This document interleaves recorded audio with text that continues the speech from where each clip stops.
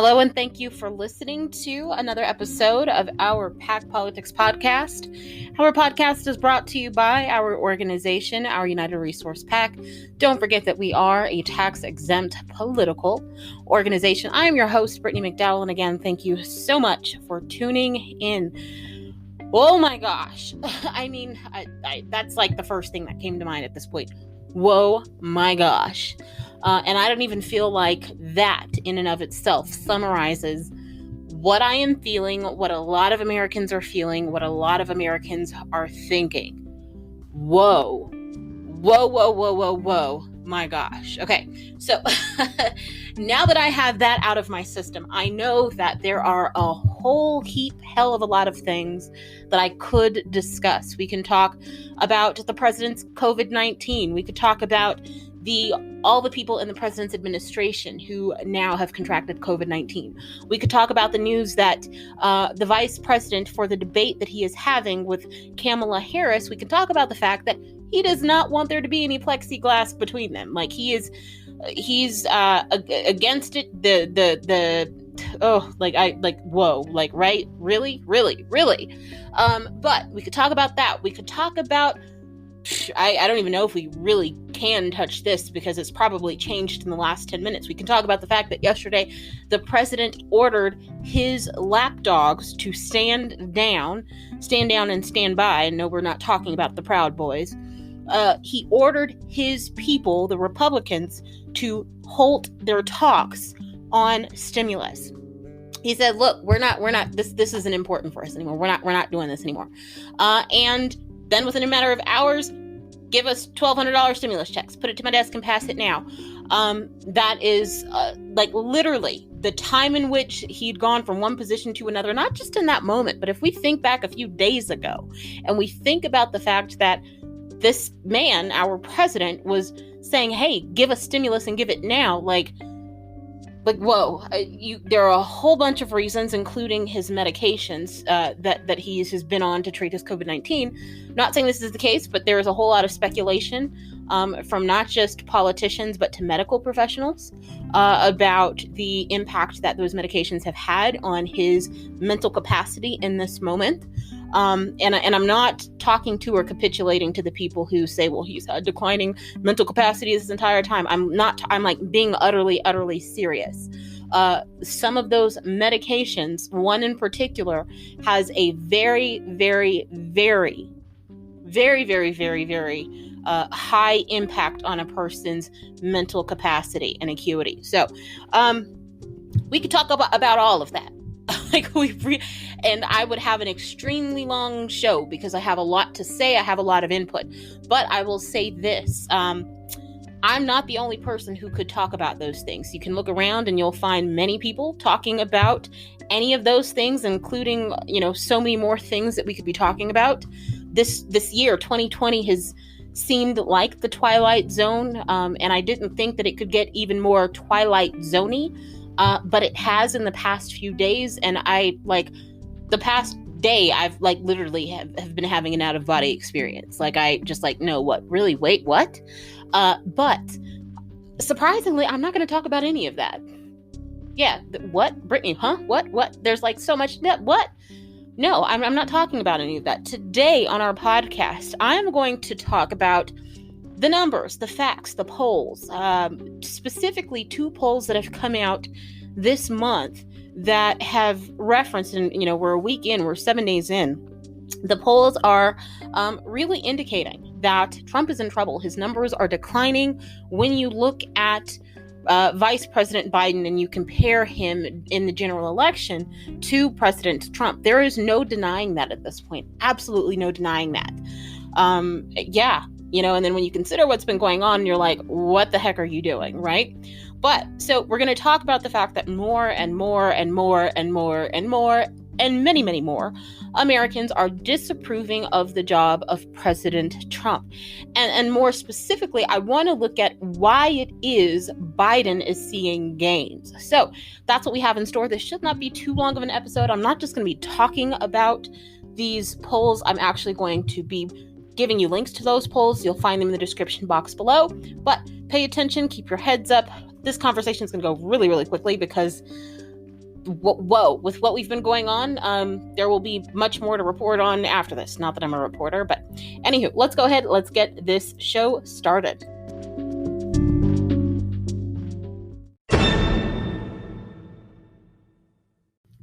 So let me give it to you straight. Many Americans at this point are disapproving of the job of President Trump. And in the words of our president, it is what it is, right? But no, seriously, guys, we're really at a juncture here where the polls are indicating that Americans are not satisfied. They are disapproving of the job, of the performance of our current commander in chief. And there was a poll that came out on the 1st of this month. And when you look at the poll and when you look at the time in which the poll, gathered data, and you consider what was going on at that time, what was going on at that time, we were seeing in various locations across the country, we were seeing a resurgence of COVID-19. We were seeing COVID-19 start to pick up again, right? For some people, in some locations, they were some people would say that they were starting their second wave. For others, in some locations, they would say that, hey, we never got rid of the first wave. This is kind of like an extended first wave. I'm not going to speak to that, but point of it is, we were seeing at that time that COVID-19 was starting to rear its head again, and make itself known in various locations again, right? And this has caused a lot of frustration for Americans. You could say that the frustration could come because, maybe in some locations they were having to deal with restrictions again. They were having to deal with uncertainty.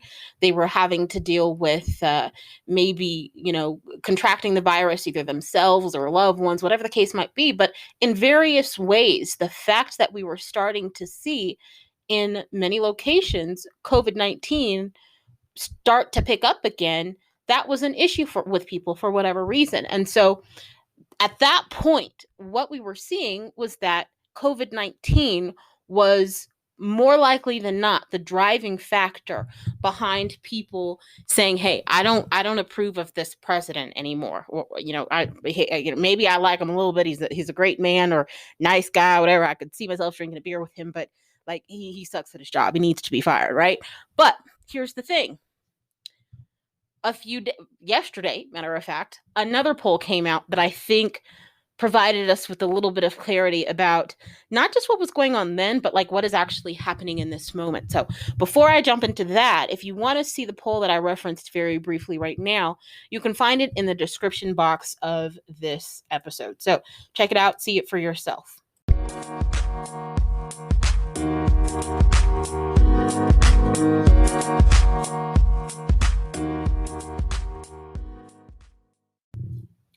The poll yesterday that came out that provided us with a little bit more clarity than the poll that I mentioned from the first, that really started to show a drop in or a decline in the approval numbers for the president and the job that he's doing as our commander-in-chief.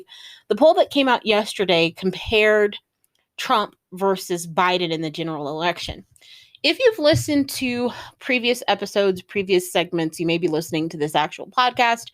You may be listening on our very, very, very new YouTube channel that we really have not done anything with. But if you are, wherever you are listening, you may have heard me reference before other polls or a specific poll that mentioned that Biden was leading in all the polls except for one category, and that was the handling of the economy, right?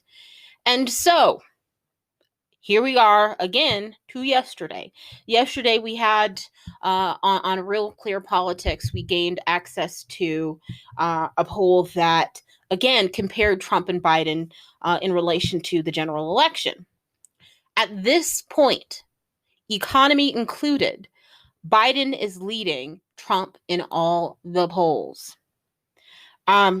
quite frankly, when we saw this poll in particular, as an organization, we expected that Trump would be losing to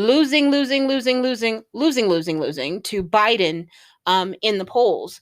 And it's no guess or no game as to wondering why. I mean, obviously we talked about how in the poll that came out on the first, there was just simply the fact that we were seeing COVID-19 take hold of this country yet again. I mean, in many places, the hold that COVID-19 had or never really was gone. COVID-19 was always a thing. It's always been a thing in many areas. But in other areas where they maybe started to see a decline in numbers, they were starting to see an uptick again.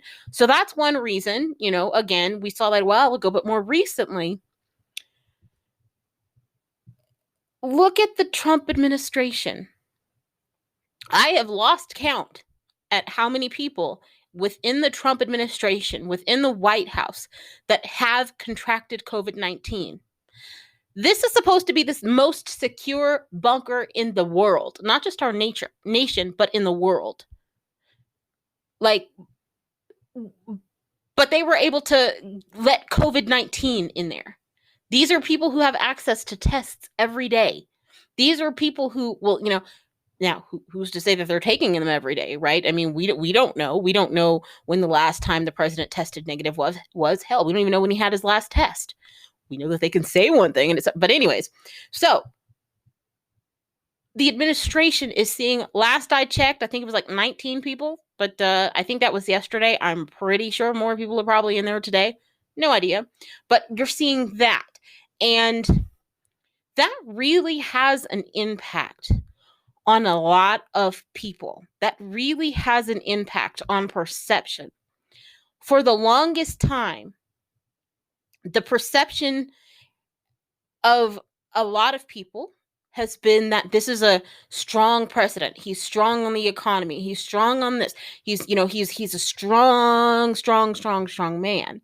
He's protecting not just himself, but he's protecting his administration, members who, work for him. The perception now is that he failed. He utterly failed at keeping himself safe. Excuse me. Still in the process of drinking my coffee. He failed at keeping himself safe. He failed at keeping his administration safe. He failed at keeping his White House safe. He just failed. He utterly failed in his handling of COVID-19. And there's even for the people who still support them, even if they're not really willing to come out and say, well, you know what, he didn't handle this so well, I can guarantee you in their minds, they're having thoughts. They're seriously having thoughts. But in addition to that, and I think this was the main thing that really put and it's sad that the main thing that was, that put the nail in the coffin for the president's numbers, it wasn't COVID-19. Surprisingly, was not the fact that he had many people in his administration get COVID-19. That's not what, killed his numbers. What killed his numbers? At the time of this poll, what happened yesterday did not come out. What happened yesterday was, again, the fact that the president, said, hey, I'm killing all stimulus. You can look within an hour of that, what happened on the markets, and every gain that they had yesterday was gone. So you can't even throw that in there, which speaks to the fact that when the next set of polls are taken and that's considered, his numbers are going to tank even more. But here's the thing that killed that really sealed his fate and killed, I'm not going to say sealed his fate, something could happen, I don't know. But the thing that killed his numbers, at least to this point, was the fact that to this point, we still had not seen economic stimulus. That's very important. Very, very, very important. I mean, heck, as an organization, that's what we advocate for. That's what we are looking to get accomplished. We are looking to get COVID-19 economic stimulus and relief accomplished for the American people. But again, that is what has had the biggest impact on his numbers. Consider again the fact that I mentioned, compared to Joe Biden, Biden was leading in every other area except the economy. But at this point,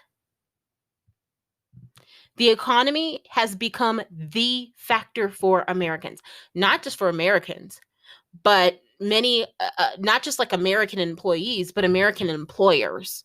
Their funding is gone. Their resources are gone. And it's sad to say that we've had to come to this point for some people to start giving a damn, because many Americans have been hurting well before the PPP kind of lost its value.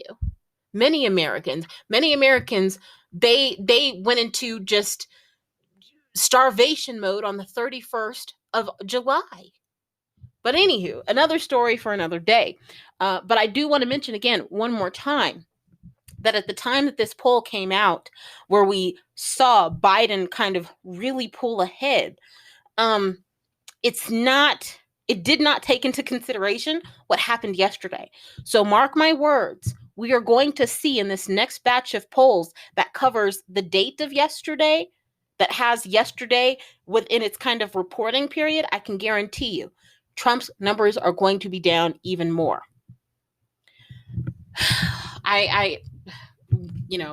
Wow. I really have nothing else to say on this. So look in the description box below and you'll find the link to the poll that I've referenced during this segment.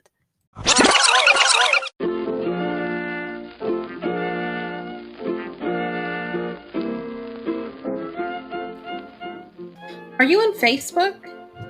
We're on Facebook. Check out our Facebook page in the description box of this episode. We have our blog posts, we share our latest episodes, we share relevant information related to COVID-19 economic stimulus and relief. Again, we do it all on our Facebook page. Check it out in the description box of this episode. See you there.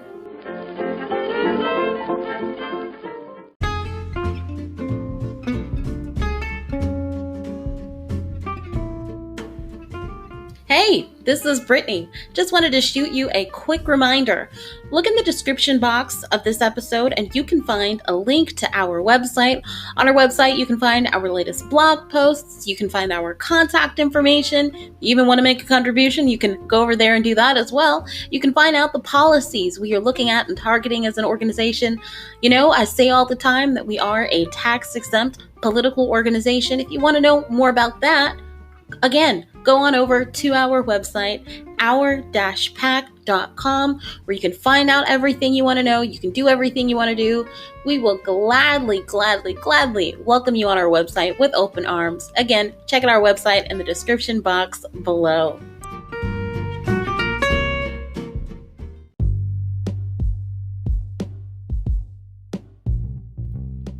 So we are wrapping up this episode. And I want to say this, that when we look at President Trump and the fact that his approval numbers are declining, you don't have to be a rocket scientist to find out why. And again, you can go back to the end of last month, beginning of this month, to really start seeing meaningful declines in his numbers. I mean, you could say that the decline has really always been there, with the exception of the economy. But specifically speaking on the economy, look at what has happened related to the economy fairly recently. Not just the lack of stimulus, that has always been a thing, but just kind of the declining hope what's the word I'm looking for? The declining expectation amongst not just regular American people, but now even also the business class, into thinking that, hey, we're actually going to see stimulus. When you start dashing, the hopes of people, the hope of specifically the American people who have always been hopeful. We are hopeful by nature. That hope is what has landed us here in this great country, on this great land. We came here because of hope. And for some of us who were brought here, not because we sought this land, but we were brought here in shackles and chains, we now have hope. We've developed hope over time through through our experiences here, and because we have opportunities here, we're a land of hope. We are a people of hope. Our democracy is built on hope, right? But when you start diminishing the hope of people, you're bound to end up with negative consequences. And you could look at it and you could say, well, it's not just President Trump's fault, because and I would even agree with you. I've mentioned several times on my podcast here that, quite frankly, when you look at the Republicans, the only Republican in this country to date, at this point in 2020, after March, that has done really anything for economic stimulus, regardless of his motives, has been President Trump. Other Republicans, they've been MIA, whether you're talking the Republicans in the House and especially the Republicans in the Senate. And it's actually pretty confusing for a lot of people when they hear me say that and they say, well, Brittany, didn't you just say like that this man yesterday said no more stimulus? I absolutely did. I'm just speculating here, but let me tell you what I think is going on. Do I think that medication may play a role here? Absolutely. But I'm not a medical professional. I have no medical training, with the exception of some of the things that I've had to do for like family members. I am CPR certified, if that counts. But outside of that, I might be able to save you if you need CPR, and even then, I'm not sure I'm super confident in my skills. But I think me and that dummy had a pretty good connection, and unless you're not a dummy, which you probably aren't, I don't know if I'll be able to save you. But anywho, so I'm not a medical professional, so I'm not going to weigh in on totally on saying, well, hey, yeah, I think it's definitely the medication. What I do think. Let me tell you what I think here. And again, this is just speculation. I stand by the fact that I totally think that President Trump has been the only Republican trying to do anything, and not just in word. I mean, you could say, well, what about the Republicans who were on the problem solver caucus? They just talked. They just talked. I'm talking about the only Republican who actually did something. And again, I think, motives aside, it doesn't matter. Yes, I think that the actions that we've seen from the president was just kind of a matter of political expediency, something to help him politically. But you're dealing in politics. All of them are doing that. And if you think that these people are, acting for some sort of altruistic, reasons, and they just want to go and save the world and, get green energy everywhere because they really love the planet and the earth, and that's it, you're kidding yourself. Like, you're kidding yourself. Sit down and have several seats. So let me tell you what Brittany thinks is going on here, and then I've got to go. What is going on is, and I've mentioned before, the Republicans, specifically Republicans who are not up for re-election in this current cycle, they are totally at odds with what the president wants.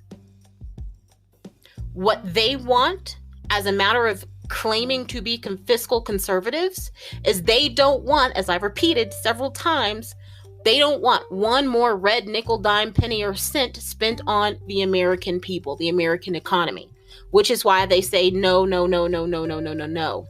Which is why they demand, instead of moving towards compromise, this specific segment of Republicans have demanded that they actually go back. Well, let's go from $1 trillion to $500 billion. That's what's going on there. That's what they want. They want to live up to their political ideology. The president, on the other hand, he is up for re-election. And as a matter of being up for re-election, he understands that to get more political capital, he needs to make sure the one thing that he has claimed, and I'm not going to get into if this is true or not, but the one thing that he has claimed has been his strong point, the economy, he needs that to be back up in tip-top shape. And he understands the need for economic stimulus, which is why he has taken the actions that he has in doing certain things like the Lost Wages Assistance Program and using those FEMA dollars. That's why he has been advocating, up until a few days ago, he's been advocating for not just more stimulus, but more than the Republicans have been willing to offer. So What does this mean? How does this tie into the last day? I think what we are seeing is not frustration on the part of the president with the Democrats or Nancy Pelosi. I think it's frustration with members of his own party. I think we are watching infighting at its highest level. The president wants one thing. He realizes that members of his own party are not willing to help him in his bid for re-election. And so we know Donald Trump. We know that he's all about himself. We know that he's a vengeful person. So if you're not going to help him, he's not going to help you either. And what is the best way to not help people? Maybe he can't help these people and hurt these people and not get them not reelected because they're not up for reelection, but he can most certainly take away their chances of retaining the Senate. That's what I think is going on here. That's what I truly, truly think. Could be wrong. Could be very, very wrong. But I think it makes complete sense given what we are seeing. Just think about it. You don't have to agree with me, but think about it and kind of put some of the moving pieces together. Put them together. Might make sense to you. Maybe not. I could be totally wrong. Again, could all be the drugs here. No idea. But I think, again, I can't speak to the drugs at this point, but I can speak to kind of politically what we are seeing. So, I mean, in the words of the president, it is what it is. I have nothing more to say to that. So thank you so much for listening to this episode of our Pack Politics podcast. My name is Brittany McDowell. Again, you have a wonderful day. Thank you for listening, and wear your hazmat suit. Because while some might want you to believe that this virus is not a problem and that it's not as big of a deal as you think, it is. It's killing people, and you don't want to be its next victim. Have a good day.